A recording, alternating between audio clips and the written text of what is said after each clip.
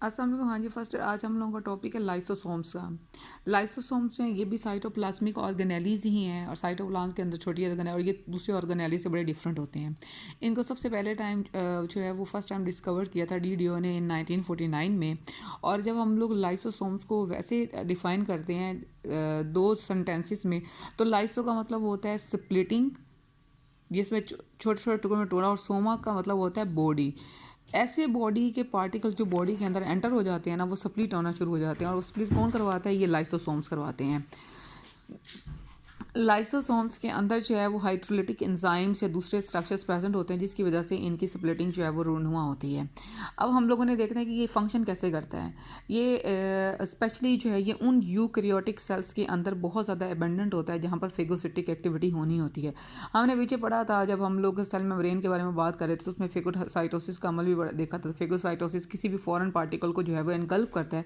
जैसे ये है कि इसने एक ये फॉरेन पार्टिकल है, इसने सेल मेम्ब्रेन उसको एनगल्फ किया है और वो फूड वैक्यूल की फॉर्म में चला गया है। और ये फूड वैक्यूल जो है, अब जब हम लोगों ने लाइसोसोम्स का जो प्रोड्यूस होना वो देखना है, तो लाइसोसोम जो है ना, सबसे पहले रफ एंडोप्लाज्मिक रेटिकुलम्स जो है वो छोटे छोटे वेसिकल्स जो है वो ओरिजिनेट होते हैं। और उनकी जो प्रोडक्शन है, जो वो प्रोटीन प्रोड्यूस करते हैं, वो गोल्जी बॉडीज़ के अंदर उनकी प्रोसेसिंग होती है। प्रोसेसिंग होने के साथ ये डिफरेंट जो है ना वो हाइड्रोलिटिक एंजाइम्स जो है वो प्रोड्यूस कर देते हैं और ये लाइसोसोम्स बना देते हैं।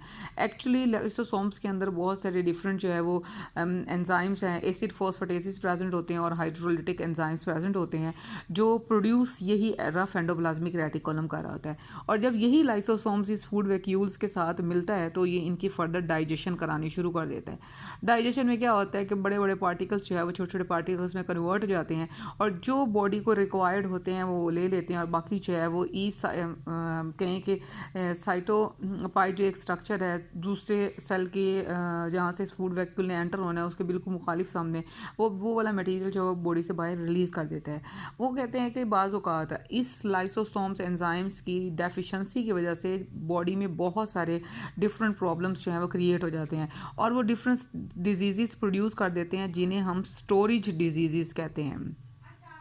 ये स्टोरेज डिजीज़ जो हैं वो लाइसोसोम्स की एंजाइम्स की लैक की वजह से, मतलब अगर उनके एंजाइम्स जो हैं वो डिग्रेड नहीं कर रहे, या उनके एंजाइम्स जो हैं उनके अंदर एब्सेंट है, उस वजह से उनके अंदर स्टोरेज डिजीज़ होनी शुरू हो जाती है।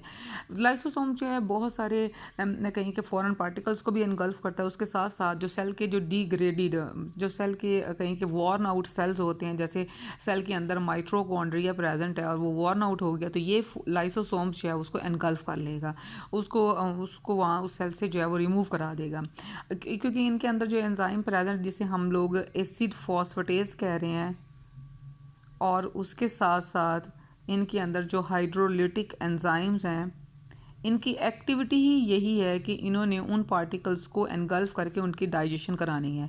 अगर इनकी ये एंजाइम्स जो हैं वो एब्सेंट होंगे, तो उन एंजाइम्स के एब्सेंस की वजह से इनके अंदर स्टोरेज डिजीज़ हो जाएंगी। स्टोरेज डिजीज़ में इनके अंदर जो है वो ग्लाइकोजन को कन्वर्ट करने के लिए ग्लूकोज के अंदर, ग्लाइकोजन हमेशा कन्वर्ट होता है ग्लूकोज के अंदर, और ऐसा एंजाइम जो इस ग्लाइकोजन को ग्लूकोज में कन्वर्ट करता है, वो एंजाइम इनके अंदर एब्सेंट होता है। दैट्स वाई जो ग्लाइकोजन का लेवल है बॉडी के अंदर वो इंक्रीज़ हो जाता है, और इसे हम ग्लूकोजेनियोसिस सेकंड का नाम दे देते हैं। ये एक ऐसी डिजीज़ है जिसके अंदर ग्लाइकोजन ग्लूकोज में कन्वर्ट नहीं होती। दूसरी डिजीज़ जो है वो टे-सैच डिजीज़ है। टे-सैच के अंदर क्या होता है कि जो एक्सेस अमाउंट ऑफ लिपिड है ना, उसकी डाइजेशन नहीं होती, और अगर यही लिपिड के मॉलिक्यूल जो हैं वो ब्रेन का पार्ट बन जाते हैं, तो ब्रेन वैसे ही रिटार्ड हो जाता है, वो अपना काम करना बंद कर देता है, और अब काम करना बंद कर देता है तो इवेंचुअली क्या हो जाती है? डेथ हो जाती है। ये इस वजह से इसको जो है वो स्टोरेज डिजीज़ कहते हैं, क्योंकि वहाँ पर मटेरियल जो है वो स्टोर होना शुरू हो जाता है। टे-सैच के नतीजे में लिपिड जो है वो वहाँ पर कहीं के इकट्ठा होना शुरू हो जाता है, और जब ग्लाइकोजेनियोसिस सेकंड में देखते हैं तो वहाँ पर ग्लाइकोजन की कंसनट्रेशन इंक्रीज़ होनी शुरू हो जाती है।